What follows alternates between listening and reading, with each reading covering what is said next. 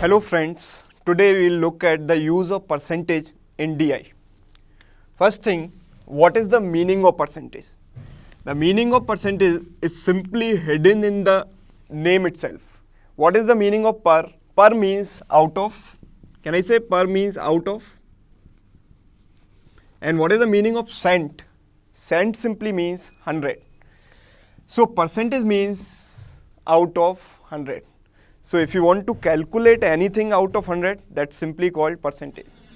The second thing which comes into our mind is what is the use of percentage. The use of percentage is simply to compare two or more quantities. Okay, let's look at this. Suppose one student out of 200 got 160 marks. And another student out of 100 got, let's say, 90 marks. So if you do not look at the total को आप देखो ही मत, तो अगर आप केवल इसके marks को देखो तो 160 वाले का परफॉर्मेंस बेटर है या 90 वाले का परफॉर्मेंस बेटर है? डेफिनेटली कोई भी होगा तो बोलेगा 160 वाले का परफॉर्मेंस बेटर है. बट क्या इसका एक्चुअल में परफॉर्मेंस बेटर है? Let's look at this. Out of 200 इसके मार्क्स आए 160, तो आउट ऑफ 100 कितने आएंगे? 80. Can I say his marks are 80%? Yes. Okay. इसके आउट ऑफ 100 90 मार्क्स हैं, तो can I say his marks are 90%? अब अगर आप परसेंटेज की तरफ देखो तो किसका परफॉर्मेंस बेटर है? डेफिनेटली 90% वाले का. So which is a fair comparison? Second one. So that is the use of percentage. जो भी बड़ी बड़ी क्वांटिटी होती हैं हम उनको स्केल डाउन 100 पर कर देते हैं और आउट ऑफ 100 में वो टोटल फाइंड करूंगा तो मुझे एक्चुअल कंपैरिजन पता चलेगा. That will be a fair comparison. The first tool that will be too much helpful in calculation based DI is fraction to percentage or percentage to fraction conversion. Okay. If I write 1 and if I say A is 1 time B, that means can I say A is equal to B? Yes. If A is equal to B, can I say A is 100% of B? Yes. So can I say A 1 simply means 100%? Yes. If I write 1 by 2, if I write 1 by 2, what is 1 by 2? 1 by 2 is 50%. 1 by 2 is 50%. So, if you want to convert a fraction into percentage, you have to simply multiply it by 100. And if you want to convert percentage into fraction, you have to do the reverse, that is divide by 100. Okay. So, if I write 1 by 3, 1 by 3, 100 को 3 से divide करो कितना आएगा? 33.33%. Is it the exact value? No, it's not the exact value, it's the approximate value. So what is the exact value? Exact value will be 33 1 by 3%. ये कैसे आया? Suppose मैंने 100 को डिवाइड किया 3 से. It goes how many times? It goes 33 times. 33 into 3 is what? 99. And what is the remainder? Remainder is 1. So can I write this number as 33 1 by 3? So 100 by 3 is nothing but 33 1 by 3%.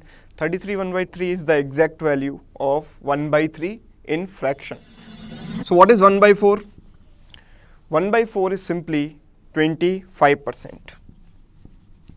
1 by 5 is simply 20%. What is 1 by 6?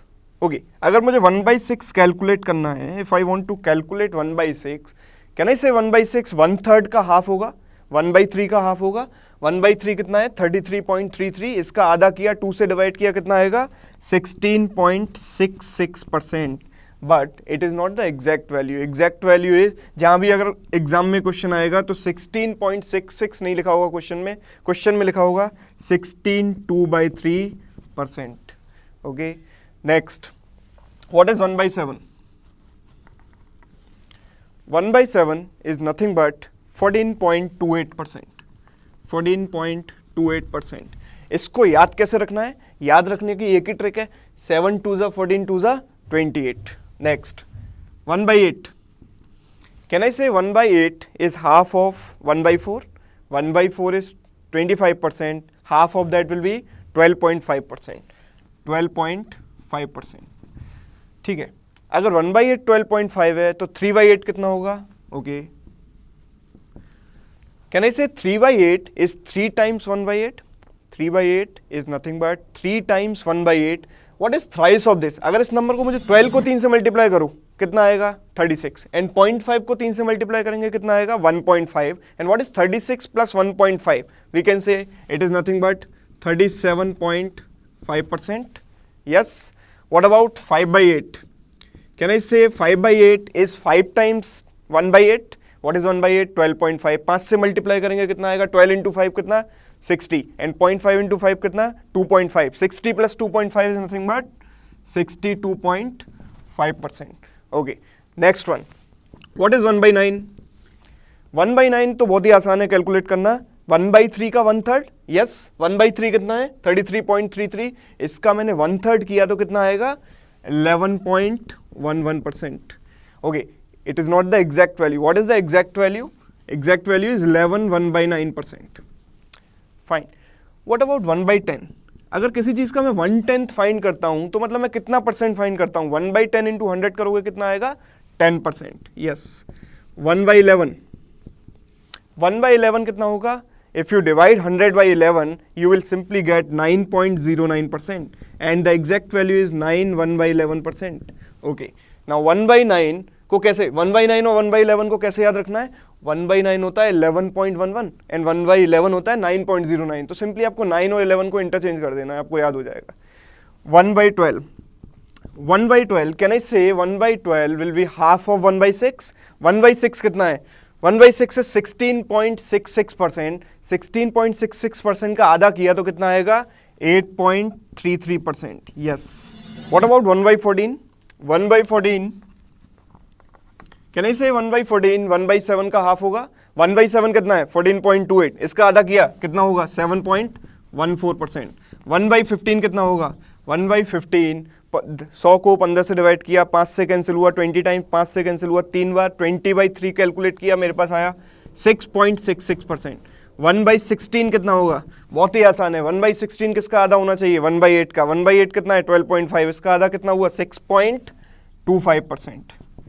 1/17 कितना हुआ? 1/17 100 को 17 से divide किया कितना आना चाहिए? 5.88%. 5.88%. ये calculation आपको मेंटली करनी आनी चाहिए. ऑल्दो मुझे ये सब याद है, लेकिन आप एक बार कैलकुलेट करोगे और दूसरी बार याद रखोगे, बार बार एग्जाम में कैलकुलेट करने की जरूरत नहीं है.